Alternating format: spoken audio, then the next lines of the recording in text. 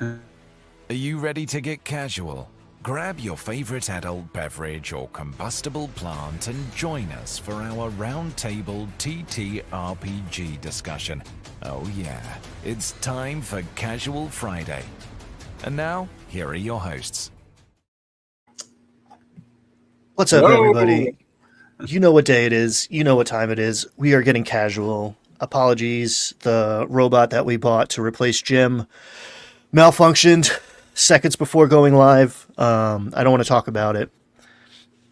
But yeah, we are here to discuss TTRPG news, and hey, we got some of that. We got a lot of that. Things are popping off. Breaking news. Breaking news. Breaking news. I know we have an international audience, but America is, for good or ill, in both the epicenter of this industry, of this hobby. And the Supreme Court just knocked down Donald Trump's central economic strategy, policy? I don't know what you would call it, but tariffs for right now are gone, which is going to, who knows, probably do nothing for a second because everyone's going to wait and see what the hell happens next. But I don't know. I didn't see this coming. We try not to get too political in this show because everyone already knows where we stand, and we're here to talk about games, not idiots. But yeah, what do you think, man? But the tariffs dramatically affected several Kickstarters. We had YouTube content creators who, almost lost everything on their Kickstarter. Like I'm thinking of Indestructible. And then I'm totally drawing a blank on his name. The guy who had to cancel his board game. He was working on a board game and had to cancel his board game because tariffs weren't going to, or the tariffs were impacting his Kickstarter. We saw several board game companies and tabletop strategy games companies put out articles to explain just how dramatic an impact the tariffs had. So we spent multiple episodes of the show dealing with the impact of tariffs on the gaming industry. And now, what are we? Almost a year later? Has it been? How long has it been?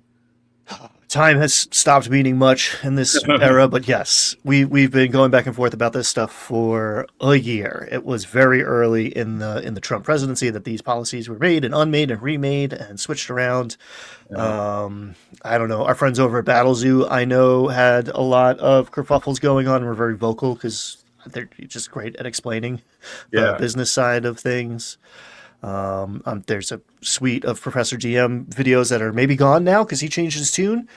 But I know this is potentially boring to some of you, but this is important because people you like who succeeded in coming up with a cool idea and dedicating themselves to making it a thing got burned by their success because all of a sudden everything costs 50% more to make, 100% more to make. Margins aren't huge here. So all of a sudden, your profit is now a loss, and it costs you money to sell a game to all your friends and fans.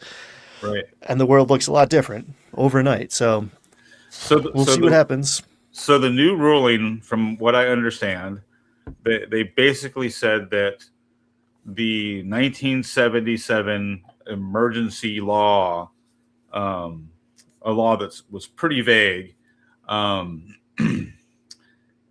did not give Trump the power to enact these tariffs because tariffs are supposed to be enacted by an act of Congress. And so even though the Supreme Court is currently very conservative and has ruled in favor of Trump on almost everything else, this was the first time they were like, hey, this is an overreach of executive power. This is not something the president can do.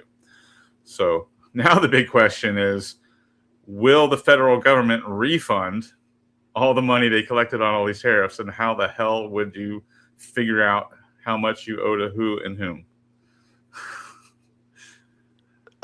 It's chaos. My whole take is America, it was fun while it lasted. Yeah, it's It's bad. It's bad. There's a rule here where if it's an emergency, the president can do a lot of other stuff too. And in that rule, it doesn't quite define what an emergency means. So there's been a lot of emergencies over the decades, but we're perpetually in one now, which means the president can do all sorts of crap, like tax policy, which essentially is what tariffs are. And now we're getting into politics more than anything else, but like. President doesn't do that. Congress does that. So that was the legal argument about why Trump can't be passing taxes on people because that ain't his job description. We'll see what happens. But for right now, this is potentially good news for a lot of folks making cool stuff.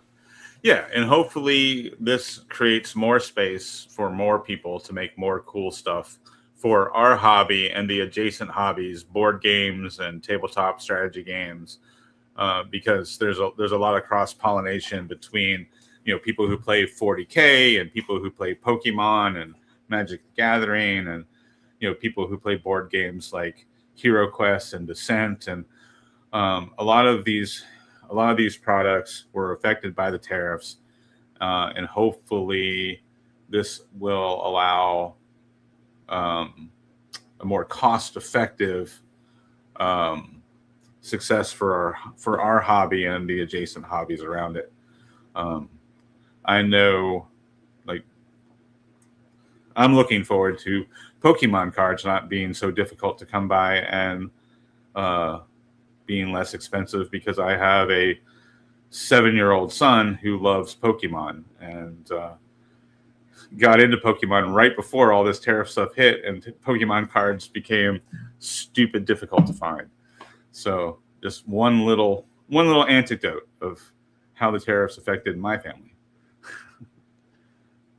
It's the whole, I don't know, scalping card situation is quite strange. Say what even if you're a D&D fan and you're not playing Magic the Gathering and you don't care about it, it is still having a great impact on what's going on in D&D, because Magic is really carrying Wizards of the Coast and your friendly local neighborhood game shop in a lot of situations. So yeah, well, in our original point back when we talked about all these tariffs is like there were certain companies, the bigger companies, Games Workshop, Wizards of the Coast specifically with Magic the Gathering, the company that makes Pokemon, AMG, the company that makes some of the bigger tabletop skirmish games like Marvel Crisis Protocol and Star Wars Shatterpoint. Those companies were in a position to be pretty tariff proof. They were still able to produce a product and make a profit. So the tariffs were really affecting the independent creators, the little guys, who are doing Kickstarters, like some of you in the chat, like Ryan. So, those independent creators who are trying to just have fun in this hobby and maybe in the process make a little money on the side. Those are the folks that were really affected by this. So hopefully moving forward, we'll see more independent creators doing cool stuff, and we'll be less beholden to the big companies dictating what games we play. We can only hope. Speaking of cool new stuff that's on the way, if I remember how to do, they had me pushing the buttons today, folks. It's not good. A second Ghost in the Shell TTRPG is on its way. I love Ghost in the Shell. This was maybe, it's hard to remember back, but this is maybe my first like Japanimation anime like taste back in whatever the early 90s when the Ghost in the Shell movie was out. So this has a very special place in my heart. Right, and this goes right along with what Nacho was saying. I like my dystopia in my role-playing game, not in my reality, right? So this is one of the more iconic dystopian cyberpunk futures that so many people know and love. And this directly inspired newer sci-fi movies. Like this directly inspired The Matrix in a lot of ways. The Wachowski siblings are on record saying that they They were heavily inspired by Ghost in the Shell and other anime.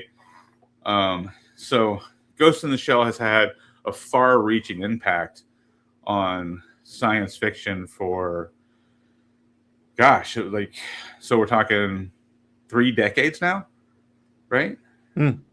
Almost 3 decades, 25 years.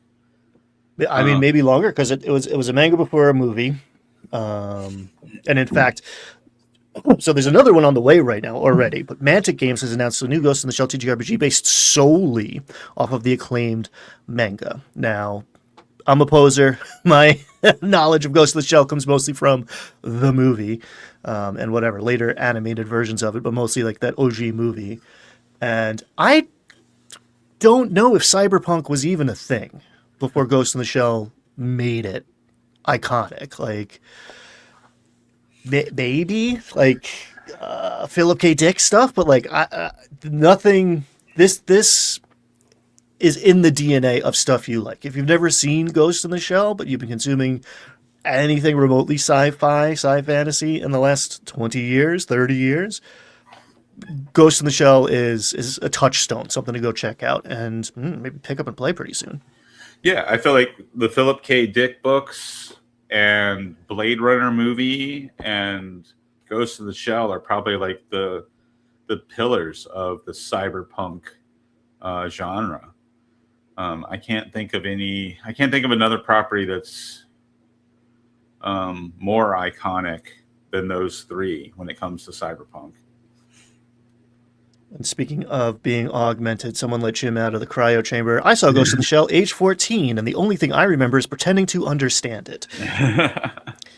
It is beautiful and violent and deeply grappling with man versus machine, which if you saw our thumbnail is the central crux of this episode and perhaps decade going forward.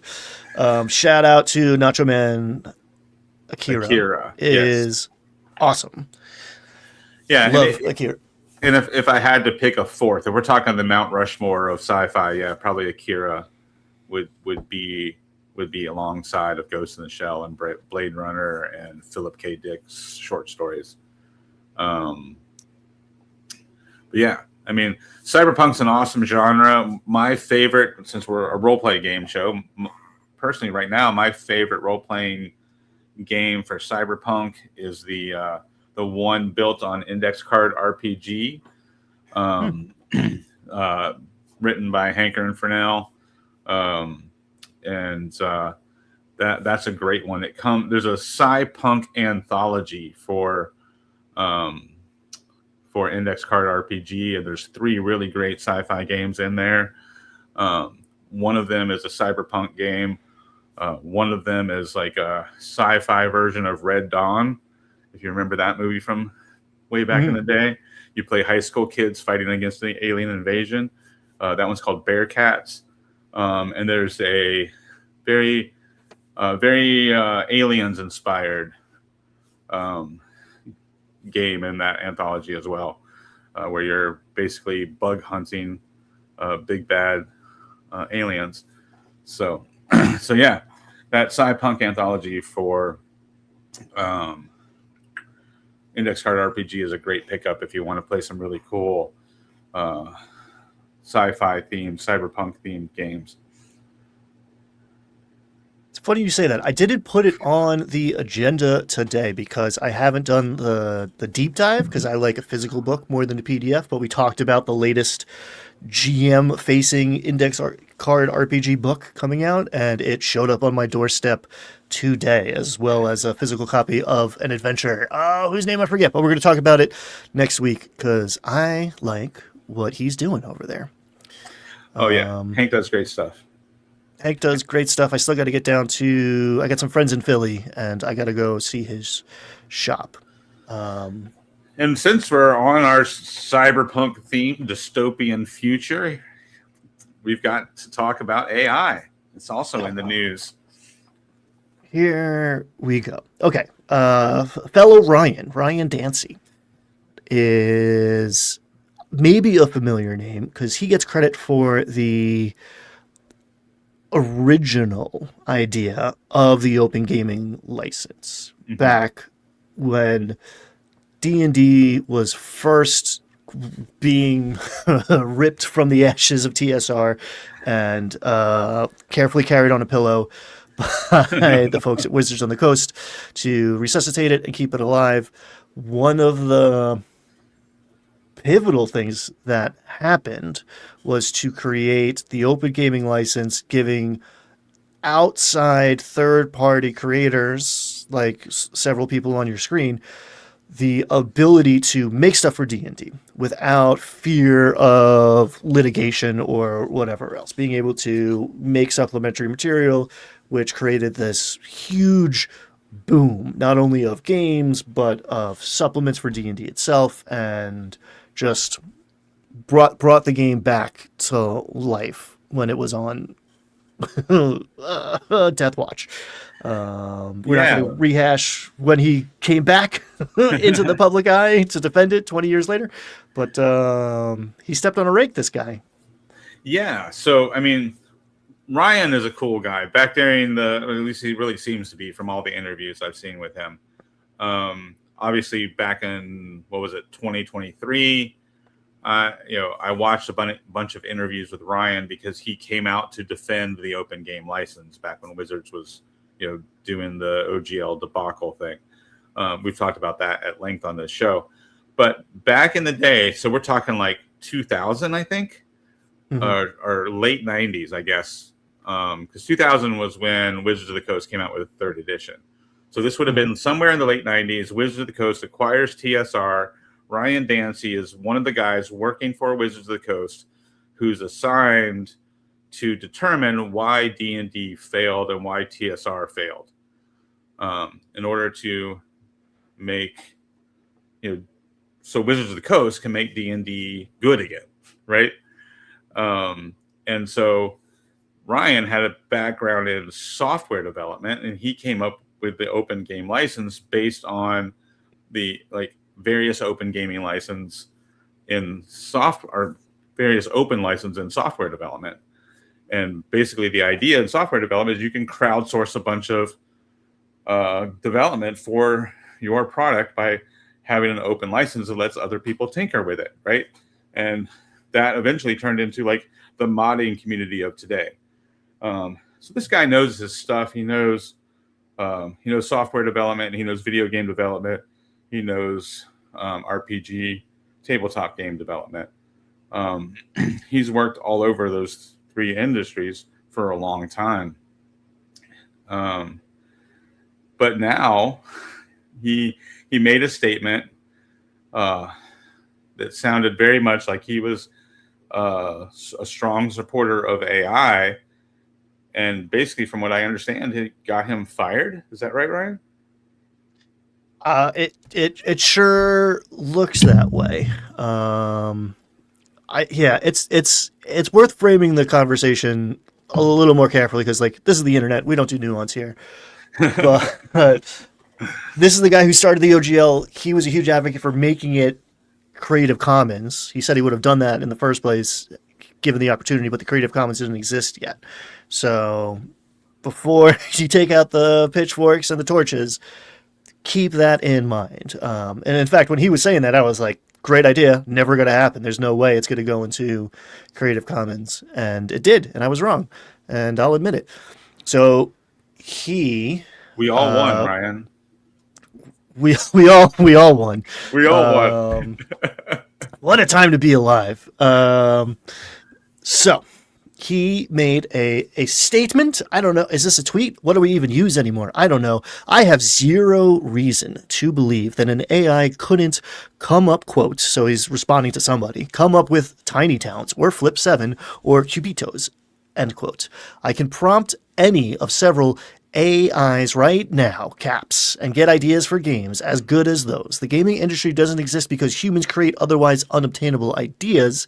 It exists because many, many previous games exist, feed into the mindsets of designers who produce new variants on those themes. People then apply risk capital against those ideas to see if there's a product market fit. Sometimes there is, and sometimes there is not. In fact, much more often than not. Extremely occasionally, twice in my lifetime, D&D and Magic the Gathering, a human has produced an all-new form of gaming entertainment. Those moments are so rare and incandescent that they echo across decades. Game publishing isn't an industry of unique special ideas. It's an industry about execution, marketing, and attention to detail. All things AIs excel at. Yeah, and so this statement, like, if you take it like at face value and really hear what he's saying, he's not wrong, right? What he's saying is that there have been very few revolutionary games. The two examples he gives are D&D, right? The collaborative tabletop role-playing game was something completely unique in the late 70s. It totally transformed gaming. And then he mentions Magic the Gathering, the idea of a collectible card game, created a whole new genre of games. So he's saying it's very rare that someone comes along with a brand new idea, that most video games are a rehash.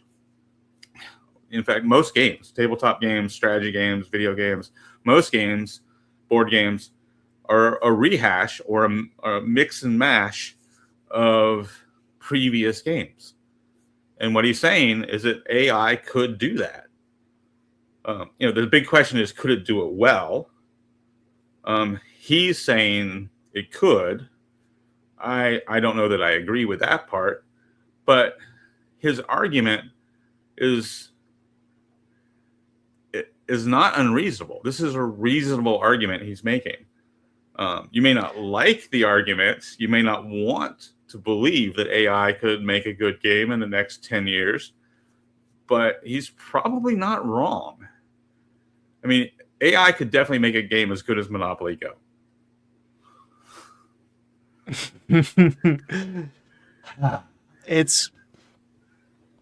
a lot to unpack here. It's a question of what does good even mean as far as the game goes, and in this context, it seems like commercially viable is really the goal here. I mean, this is tacked with his COO position, so he's speaking as someone who's deep into the business here. My whole thing to tiptoe up to the edge of the internet not having nuance. I don't know if this guy is right or not, to tell you the truth. I know I don't want him to be right, but there's a part of my, lizard brain that's like, if he's not right today, this might be true a few years from now, right? Like the AI that exists that they let us dummies play with for free is quite a different thing than what whoever DARPA has today. So I don't know. Like, I think the central question isn't like, is this real or not? I think it's, what are we going to do in the reality when the shelves are lined with games made by AI? Mm-hmm. Yell about it. Say like, this isn't good. I mean, as you can tell by our thumbnail, not that I'm not the thumbnail master, by the way, but the level of jank in our thumbnail from this AI generated art thing, because I pushed a couple buttons, not great, not appealing to me. It's sort of missing that ineffable human spark that we are drawn to, that we experience around the table playing D&D with our friends, that I find I don't get as much playing a computer game talking to an AI by myself. So yeah, does this guy deserve to get tarred and feathered? Maybe. Is he wrong? I don't know. And that's scary to me. Yeah. Well, and I don't want generative AI to be successful, because like Twin Steel is pointing out in the chat there, it's essentially built on theft, right? You're just taking a bunch of art from other artists, not giving them any sort of credit, and the AI is learning how to draw from, cannibalizing other people's artwork. And then there's also the environmental impact of how much energy it takes to run AI, and how that impacts the environment as far as like being able to cool all these servers that are running this process. There definitely seems to be a ton of negative impact. And I recently read an article where the best hope of us winning a battle against AI to get people to stop using AI is not a matter of protesting. It's just a matter of reality, that eventually it's going to become cost ineffective. Right now, companies are pouring tons of money into AI research, and the reality is it may not be as successful as everybody hopes. And the last best hope for us who don't want AI to be successful is the fact that it's just not going to be cost effective. When you factor in the power requirements and the environmental impact and the environmental cleanup that's going to come with using AI. None of these companies are turning a profit yet. Right. They are borrowing money from each other to build more facilities and charging for. And their stock is going up, so it looks like they're making a profit, but that's all speculative profit. It's not actual earned profit. Yes. I don't know if this is, the printing press or tulip bulbs, but the guy who's selling the thing is not the person to trust about whether or not this tulip bulb is going to, maintain its value over time. So at the risk of making you more or less upset, the next day, poor Ryan Dancy here, this morning, John Zinzer and I talked about the aftermath of my post yesterday about the ability of AI to create ideas for games. He's decided that it's time for me to move on to new adventures. Sorry to have things end like this. I've enjoyed my 10 years at AEG. I wish the team there the best in their future endeavors. So he got the boot for suggesting all his company and all of the people who work there could, be replaced overnight by AI, presumably to no loss of value. He continues, I believe we're at a civilizational turning point, that who we are and how we are is going to change on the order of what happened during the agricultural and industrial revolutions, and it's past time we started talking about it and not being afraid to discuss the topic. Talking about AI, being honest about what it can and cannot do, and thinking about the implications is something we have to begin to do in a widespread way. Now that, I agree with. Right. Well, and the reality is,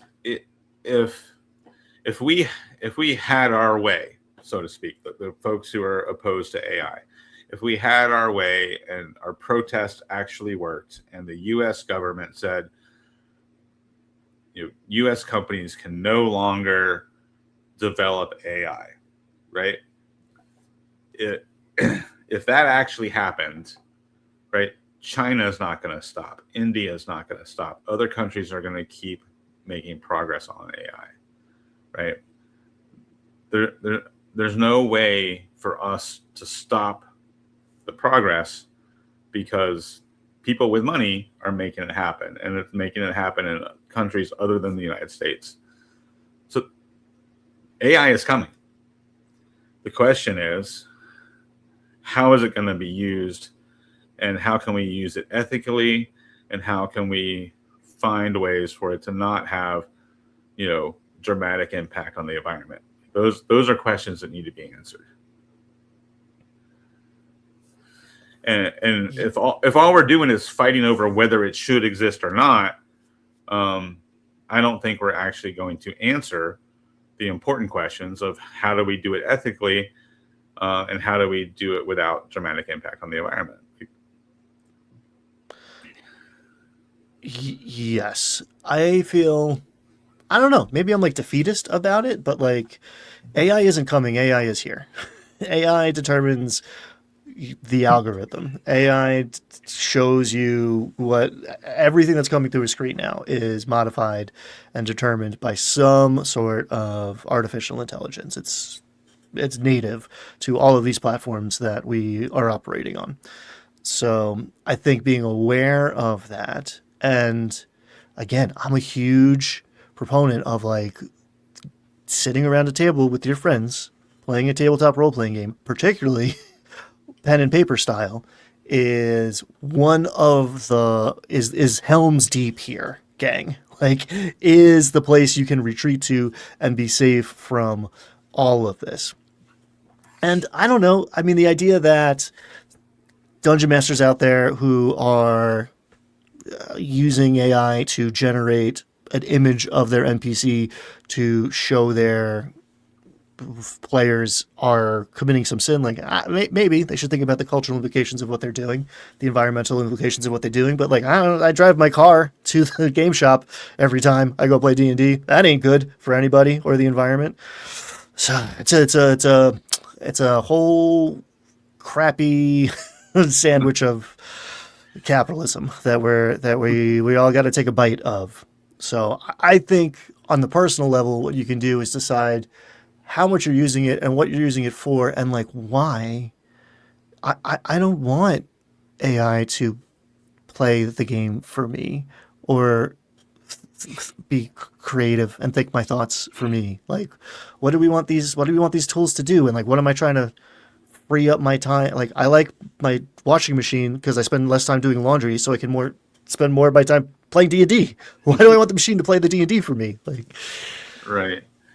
Well, and people in the chat like Nacho and Twin Seal are pointing out that like you were saying, Ryan, AI is already in use. So it's hard to avoid. It's already incorporated in products like Google and Chrome and Adobe, medical applications like Twin Seal is talking about. But there's a difference between AI assistant kind of technology and the generative AI. And what Ryan Dancy was talking about is like the generative AI's ability to actually make stuff instead of humans making the stuff, which, of course, that's the whole other issue that people complain about is if AI starts actually making product, then that eliminates jobs from humans who used to make that product, whether that's movies or video games, role-playing games, whatever. If the AI is making the stuff, then what happens to the people whose job used to be making that stuff, right? So that's a big concern in all of this, obviously. let's give chat a chance to be on the screen. And I mean, agreed with most all of what you guys are saying. It should be regulated. If we were in a different point of history, we would be having these conversations more and in a productive way. It feels like no one's driving the train. That's kind of where my, and I'm not like, okay, put your hands up and enjoy the ride. I mean, maybe that's a good way to do it, I guess, but like, I don't know. I am past the point of being like, this is bad, we should change it, and more like, this is bad, I wish someone's going to change it, but we're not. Now what? What do you do? And I think my circle of action is much smaller, right? Like, I'm not going to buy art or producing it whole cloth from an LLM or whatever.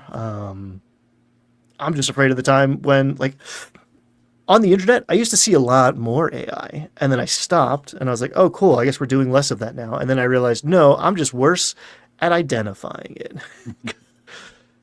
And it's weird. It's just a weird time to be doing stuff. Yeah. Yeah, it's crazy. Like this, we were joking about it earlier, but the dystopian cyberpunk future is now, right? Like, we don't have the cool flying cars from Blade Runner or crazy motorcycles from Akira.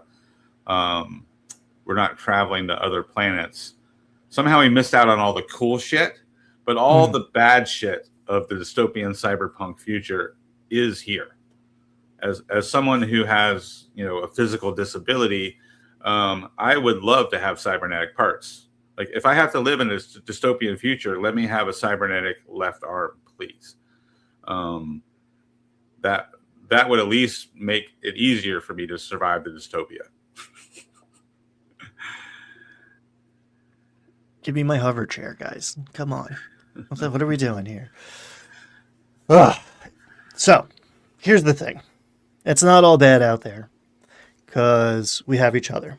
And I think the antithesis of evil capitalist tyrannical machines is hanging out with your friends and fucking around, which is what we do here every Friday. So let's take a beat here and catch up. What did that look like for you this week, Brad? Did you get any gaming in? Unfortunately not. My gaming has fallen victim to strep throat and COVID, and this winter has been impossible to get a gaming group together because somebody's always sick or traveling, and I have not had a consistent run at gaming since October of last year. So yeah, I am jonesing for some good gaming. And I have two potential groups. I have actually three. I have a Vampire the Masquerade group, and I have a two different Shadow Dark groups. But nobody seems to be able to show up and make it happen. And I've been one of those people. I got sick too, so I can't blame everybody else. It's just I've never had this much trouble keeping a gaming group going as I have over the last 4 months. And I think there's a seasonality to it, honestly. I should go check my videos about getting groups together and see if my theory comports with reality here. But this is the time of year where games fall apart. I've had it countless times where it's the holidays, and then okay, if you're in the northern hemisphere, winter sets in and we all just get a little more hibernating. And it just takes a little bit more effort to get off the couch and out of the warm and into the weather to get somewhere, or even to go upstairs and sign in. There's something about January and particularly February, which is the shortest month on paper, but you're never going to convince me that we're counting correctly, because February is one of the longest months on the calendar. We all know it in our bones. That math ain't mathin'. Something happens around this time of year, and spring is coming. Everybody's sitting there in the audience is I haven't played in a little bit. It's coming. It's coming. We have more tools than ever to make it happen, and we're going to talk about that in a second. But yeah, I don't know. Tis the season. It's that time of year. I've missed a lot of games over the last 6 weeks, 8 weeks since the Christmas New Year's break, which is built in. I think part of it's momentum and part of it's just getting sick one way or another. We did not play on Tuesday because a couple folks were traveling and I had house stuff to do. This room was empty Tuesday morning, as was the rest of this floor of my house, and I spent the last couple days reassembling it to be ready for showtime. Wednesday, we explored Castle Ravenloft. Just dipped our toe in, I would say, 10%, maybe. Found some secrets, almost wiped. Spooky shit happened. You fought some rats, which was pretty simple, and then they fought an invisible stalker. I don't even know if they knew that that's what they were fighting the whole time. But it was glorious. If you haven't dabbled with Strahd, I would consider it. There's a lot of versions and iterations, and it knows what it is, and it's a brutal, dark, gothic horror. And I'm enjoying it, and my players keep coming back, so I assume they are as well.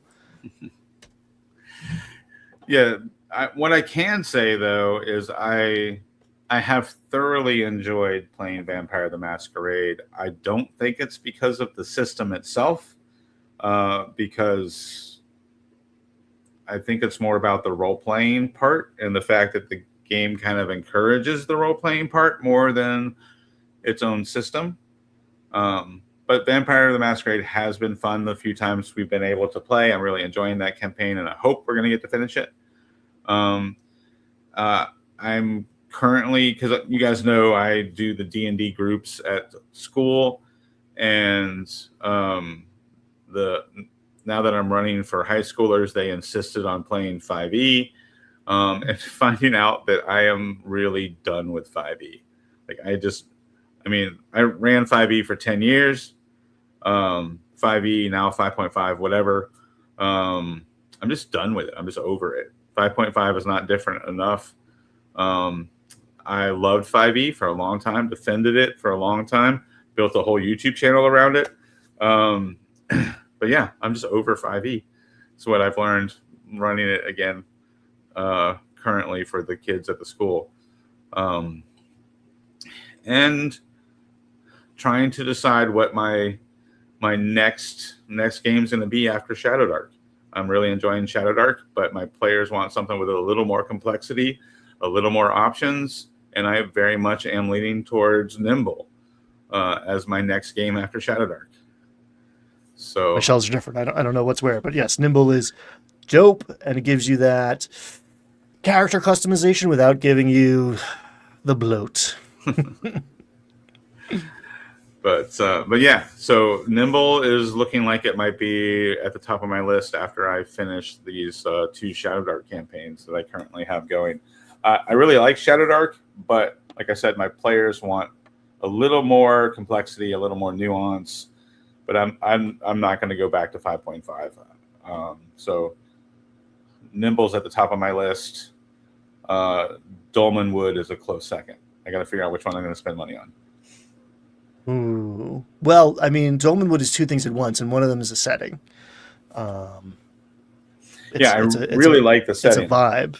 Yeah, so you could set a Dolmenwood campaign in like run a different system and play Dolmenwood with it. There might, it might take a little more effort for you, but you could do 2 things at once, especially you. Yeah. Maybe I could use the Nimble system in the Dolmenwood setting. I'd be spending more money to buy more books, but look behind me. This is what we do. This is what we do here. Hey, oh my goodness. Nacho Man has dabbled in our agenda, providing me with a transition to the new. Oh, so Brad posted this last night, and I was pumped because I saw D&D 2026 roadmap, and then I read it, and I was like, okay, the D&D Beyond's development roadmap. Okay, cool. So the features that are coming to D&D Beyond. Now, I do run 5e, and maybe there is a lesson here about or 5.5, and I am consistently playing more.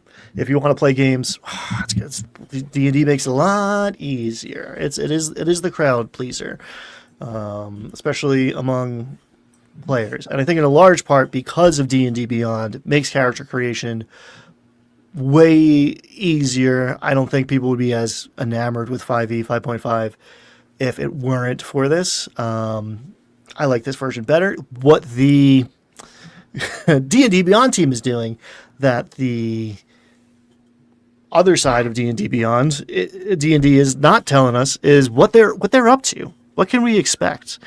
And a lot of it's built into the maps, the surviving arm of their VTT development.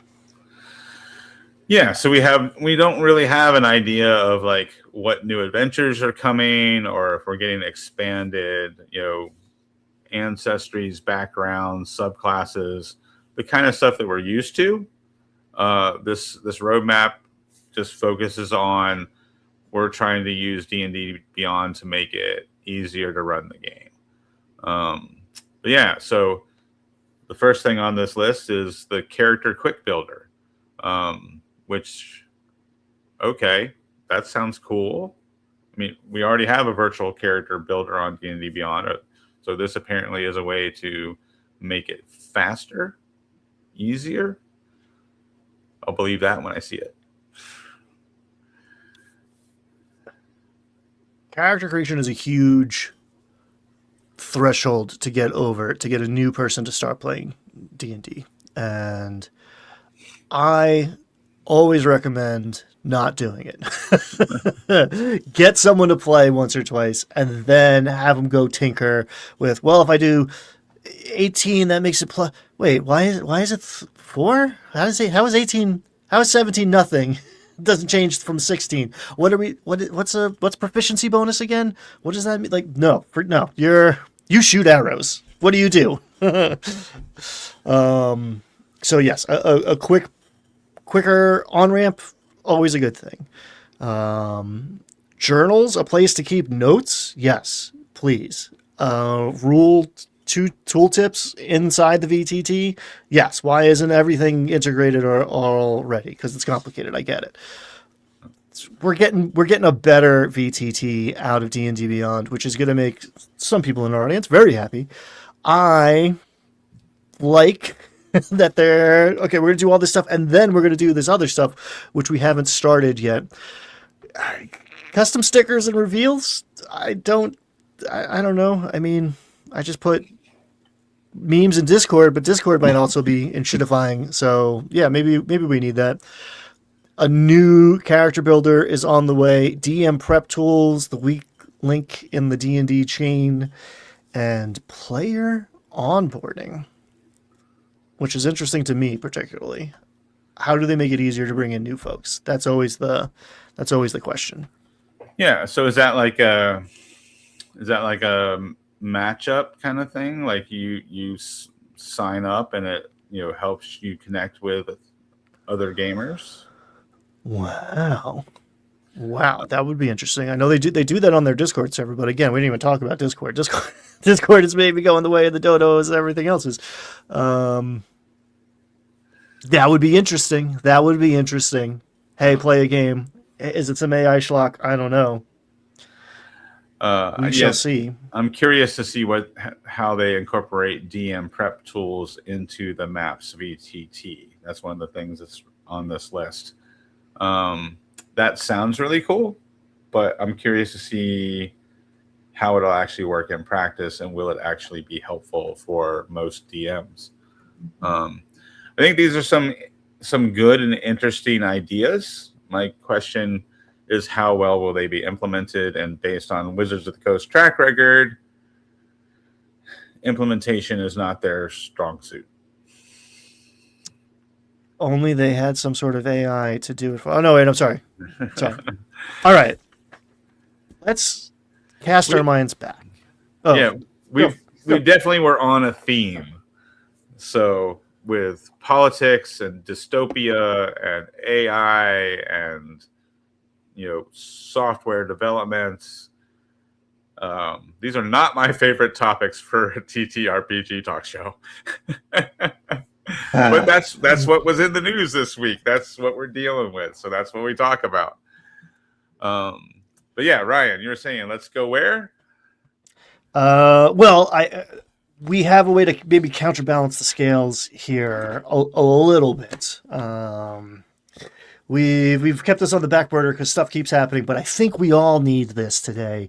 Chat, feel free to chime in. We are talking about inspiration for D&D, made by humans. The good old days, before machines made all of our decisions for us.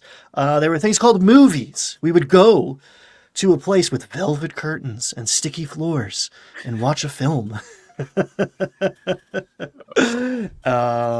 Eat popcorn and sip on soda and enter another world via the silver screen.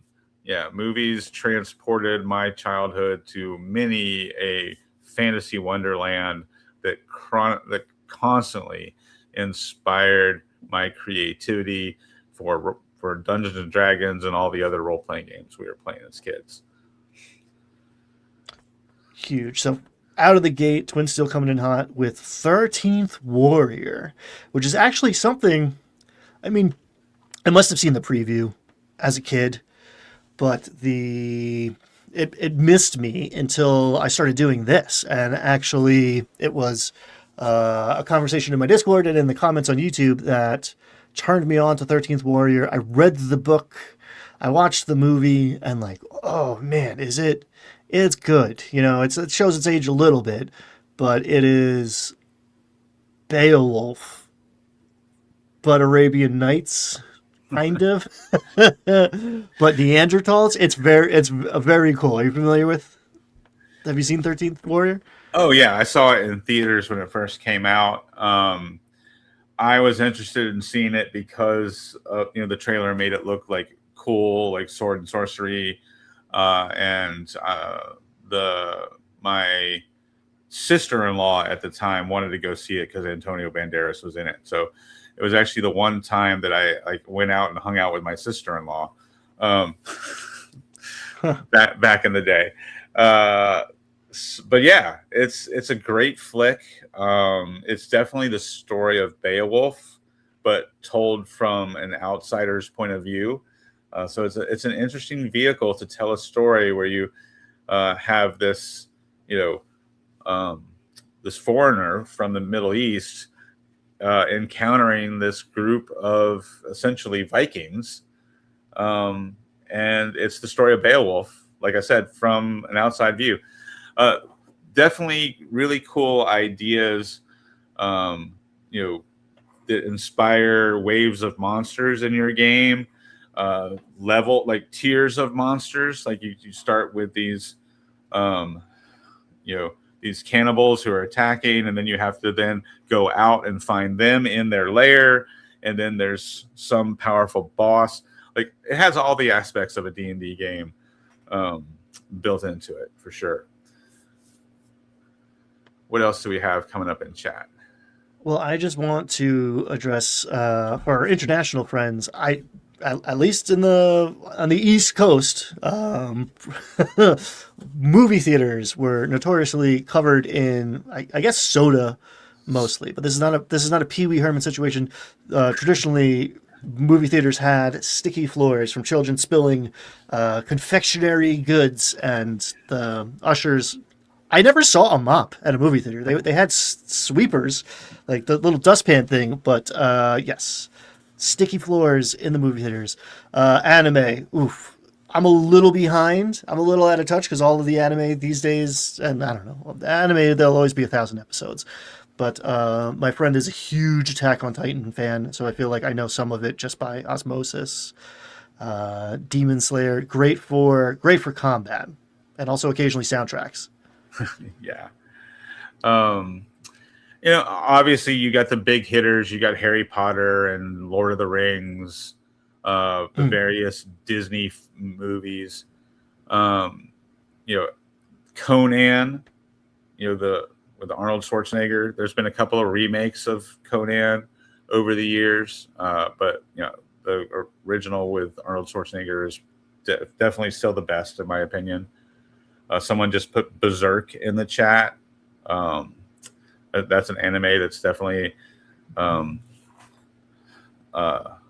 fantasy genre and definitely inspires, concepts for interpersonal drama as far as the role-playing side, but also big combats, right? Like if I'm remembering right, doesn't Berserk focus on mercenary company and some pretty massive combats? If I'm remembering right. I'm just kind of scrolling through a list here. This might be an obscure one for folks. Time Bandits. You ever see that one? Oh God, you're ringing a dusty bell, my friends. Yes, but not enough to spout details about it. Oh man. Time Bandits is a fun watch, especially if you're trying to get inspiration for like some interplanar travel. It's a classic. God, what year? Oh, 1981. Time Bandits. This list I'm looking at actually has the years on it, which is helpful.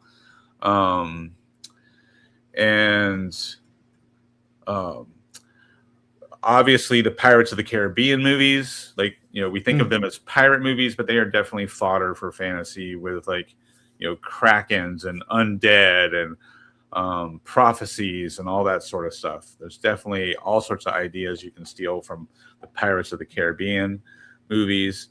At least half of them are based on a magical MacGuffin and the Right. quest to obtain it or use it or to get it out of the wrong hands. It's funny, we were having this conversation a couple weeks ago, and Big Trouble in Little China came up, and that movie just makes me happy to think about. I haven't seen it in so long, and I got it now. It's written down. I might watch it tonight, but like, whoo! I mean, clearly inspired by D&D in some ways. There's a beholder in it, or a spectator, I guess. It's just a little guy, but is that weird and good and just fun? Yeah, like Big Trouble in Little China. If you haven't seen it, it's set in what was modern day when it came out, the 80s. So it doesn't look like a D&D or fantasy movie on the surface, but it has all the components of like bringing the band together, going on a quest to save a princess from a big bad evil wizard. And there, like Ryan says, there's this beholder like monster in it and a evil cult.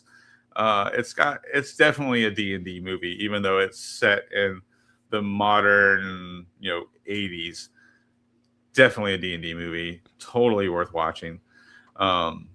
It's the special effects are obviously way dated, and some of the humor is a little not up to our modern day standards, but overall it's a really fun watch for sure. And if we're going way back to the 80s, like you got Dragon Slayer. You ever see that one, Ryan? Mm-hmm. There some cool ideas to steal out of that is the dragon sloughs off her scales. And also the dragon has hatchlings, right? And so part of the story is the hero delves into the dragon's dungeon and steals a bunch of the dragon's scales to make a fireproof shield that he then uses to fight the dragon. But of course, in the process, he finds these hatchling baby dragons, and that factors into how he gets the dragon's attention and all this sort of stuff. So some clever ideas to steal in that movie as well. Excalibur, that's also sure. 1981. Young Patrick Stewart. He's still bald, but it's young Patrick Stewart plays in that. And it's the classic story of King Arthur. For 1981, it visually was very stunning. If I remember, I think it was nominated for some awards. I don't know that it won awards, but it was definitely nominated for awards. But yeah, classic Excalibur. Never-ending Story. And Dark Crystal and Labyrinth, all classics, kids movies from the 80s. You're speaking my language, because that, especially Dark Crystal, but Labyrinth to a degree too, there's a lot of like scene setting weirdness, just like atmosphere and environment, and it's just like you're not in whatever 1980s Chinatown, like you are in a different world right now. And Henson is great at just making you feel that in just like a tiny moment where all of a sudden the plant retracts as if it were like some sea anemone or something, and you're like, oh, that's weird. It's like, yep, things is different here. Yeah. Legend with a very young Tom Cruise is another one, and Tim Curry plays the demon-like big bad. Like if that was one of the first big roles for Tim Curry, which is crazy. No one recognizes him in that role because he's all in this like devil makeup with huge horns and red scowling face and all that sort of stuff. But yeah, that's did Ridley Scott make that? Maybe. I think I remember going back to watch Legend not that long ago. I went on an 80s fantasy movie deep dive And I remember being surprised at who the director was for Legend. I was like, wow, that was actually a big name working on that. I was going to make a joke, but now I'm serious. Rocky Horror has elements. If we're going to Tim Curry's meteoric rise to fame, Frankenfooter, there's, you're on the road, crap happens, you got some spooky castle, weird stuff's going on, can't get out. It's a social encounter for the most part because you think you're going to get got if it goes to combat. Meatloaf dies, but he shows up. I'm describing like 1/3 of all my D&D games right there. Yeah. Yeah, it was. I was right. Legend was Ridley Scott, but yeah, and that's what I was going to try to get to. Is there's also, like Big Trouble in Little China, there's definitely a list of movies that are not set in a fantasy setting, like you were just describing Rocky Horror Picture Show as a potential D&D adventure, right? Being lost on the road, finding a strange house with strange stuff going on and bizarre, in that it was bizarre science, but it could be bizarre magic, right? But other movies that technically are fantasy but set in modern day, kind of like Rocky Horror, Witches of Eastwick. Did you ever see that one? Oh, sure. Yeah. Jack Nicholson plays the devil, and Cher. And who else is in that? Susan Sarandon and Michelle Pfeiffer. The three of them are witches. Well, the three of them are really just housewives, but they start to dabble in dark magic and accidentally summon the devil in the form of what they believed would be the most attractive man. Somehow that's Jack Nicholson. It was a different time. People still had their real teeth.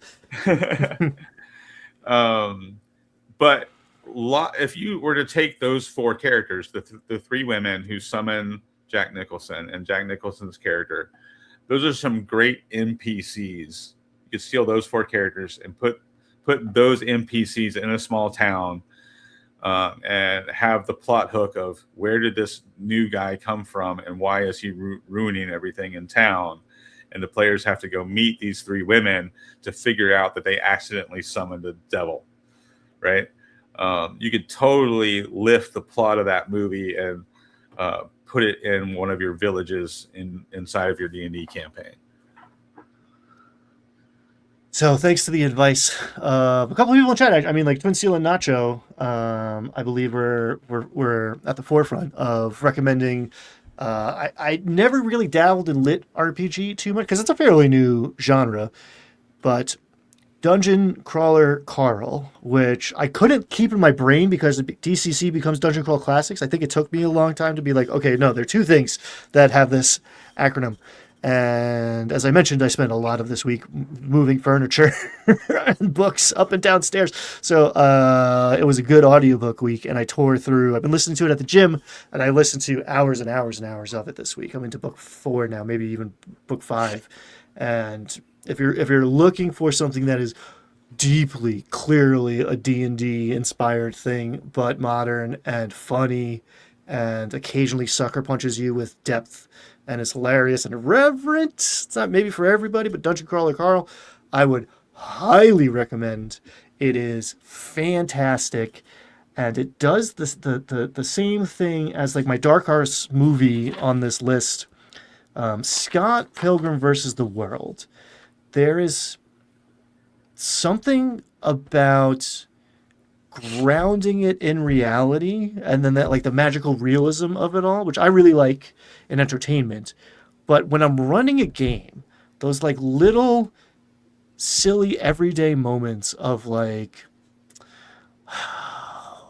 in the beginning of the Sunless Citadel, you're walking up and it's like, this is the rock where like the high school kids go to smoke cigarettes, and there's all these like dwarven beer cans, and like, yeah, okay, yeah, I'm breaking immersion by putting beer cans in this reality of this like faux medieval setting, but actually no, I am making my players like connect to their own life in a way that they wouldn't be able to otherwise.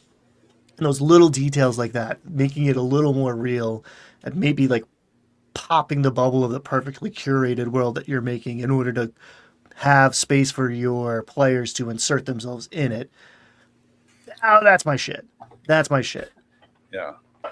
A couple of other recommendations that I think are way underrated fantasy films that when I see people come up with lists of like movies to watch, Lady Hawk from 1985, Matthew Broderick, Rutger Hauer, and Michelle Pfeiffer. Great NPCs to steal for an interesting plot hook. There's a knight who turns into a wolf at nighttime, and he's in love with a noblewoman who turns into a hawk during the day. So that the two lovers only can see each other at sunrise and sunset for a brief moment as he turns into a wolf or she turns into a hawk. They can never touch. They're cursed, and so take that story, replace the wolf and the hawk with something else, reflavor it a little bit, and see if your players can help this couple break the curse and be reunited. Pretty simple, straightforward plot hook that you can slip into, just about any of your tabletop games. The other one is Stardust from 2007. Definitely a great example of a hag coven. Again, Michelle Pfeiffer. You can tell I'm a Michelle Pfeiffer fan. It's coming through. Yeah. Michelle Pfeiffer plays the leader of this hag coven. There's these three witches, and their main goal is to try to steal the life from people to keep themselves looking younger and beautiful, even though they are horrible hag-like creatures. And just if you really want to get a handle on how to role play a hag, watch that movie and watch Michelle Pfeiffer. Really cool inspiration for putting a hag and a hag coven into your D&D campaign. And to top it off, both Daredevil and Superman are in it. Henry Cavill and what's his name that plays Daredevil in the Netflix show? Or Charlie Cox. Charlie Cox and Henry Cavill are both in it. Both much younger. Henry Cavill is nowhere near as ripped, and he's blonde. So it's hard to recognize Henry Cavill. But yeah, Daredevil and Superman are in it, and they have a brief sword fight. Ambrose is shouting out Hocus Pocus to round out. Hags come in threes, and hag movies have to come in threes. Hocus Pocus is a good one for you 90s kids. Oh, 100%. Yeah, my wife would hit me over the head if I didn't mention Hocus Pocus when talking about fantasy movies. It's her favorite. It's her favorite movie of all time, which I think is a stretch, but it's good. It's good. I wouldn't put it as my favorite movie of all time, but she does. Wow. I mean, it's a Halloween movie, right? Like there's Christmas movies, there's Halloween movies. It's a seasonal treat. One that I hadn't thought about for a while that I wrote down for this exercise is A Knight's Tale. Yeah. Which there's not a lot of movies where it's just like, oh, this is a D&D bard. And it's Chaucer. And right. It's, what's his name? I had written down his name the last time we did this. Oh, yeah. Crap. It's Heath Ledger and that British guy that I like so much, whose name I don't know. he played Vision in the Avengers. Yep. Yeah. Yep. That's a good, because that's got that quality, like, these level 1 jabronis somehow stumble in to kingdom rattling consequences and level up alarmingly quickly somehow. It's a fun romp. The tone is right. Yeah. Well, one of the things that I think Knight's Tale does well, just as a movie, not necessarily related to video games, but the whole montage where a character learns how to be good at something, Knight's Tale does a great job of making that as close to realistic as you could, because learning a new skill, you fail far more often than you make progress. And most of those montages in movies don't really convey the idea of how hard it is to learn a new skill. But that montage does a pretty good job of making you feel like this guy's never going to get it. And he doesn't actually get it. Like he gets good, but he's not great at it until the end of the film, right? And that as a storytelling, mechanism is really what sells the film for me. Is it very much feels earned, even though it's like a silly, over the top comedy. The ending definitely feels earned to me, which is just good storytelling. But yeah. You could definitely steal plot hooks from Knight's Tale. Just the idea of like have a first level at the end of your first game session, have the players find a shield that belonged to some heroic knight, and hoisting the magic shield makes them look like that legendary knight, and let the players run with that and see what they can do with that. You might end up creating a whole side quest of crazy zany stories. But yeah, that's kind of the fun part of going through all these movies and picking out what you could add. Obviously, magic items. Look at the movie Crawl, right? Oh. For the glaive, the spinning bladed like thrown weapon. There's a ton of cool ideas that spawn out of all these classic sci-fi or fantasy movies. Ready Player One, not necessarily as a D&D campaign, but as like a DM methodology of like, hey, here's, I mean, it's particularly 80s oriented too, but all those cool things you like? Smash them together. I think you could overdo it, right? So like that's why 13th Warrior coming out of the gate is a great example of like, take two things and smush them together, and you end up with a new thing. And now you have Beowulf starring Antonio Banderas somehow as someone from the Arabian Peninsula, even though he's Antonio Banderas. Cool. Just that little bit of extra sauce makes it so that you're making something new. You have two buckets of tropes, moves to go back to keep the players guessing and to go reaching for when you don't know what to reach for. And if you take, I don't know, any two of these movies and smash them together, I don't know, you'll get sparks. Something will come flying out of it that, I don't know, an AI could never write. Bring us full circle. Thanks, Ryan. Yeah. I think it's a pretty cool assignment.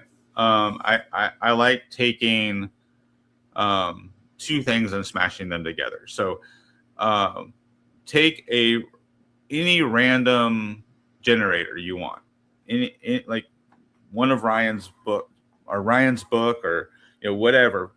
Pick a random table like out of the Shadow Dark book or whatever, and roll twice on a random table, and take the two things you roll and figure out how to smash them together into an encounter.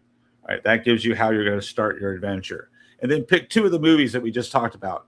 Take one of them, rip off the setting, take the other one and rip off the characters for your NPCs. Now you have the beginning of a campaign.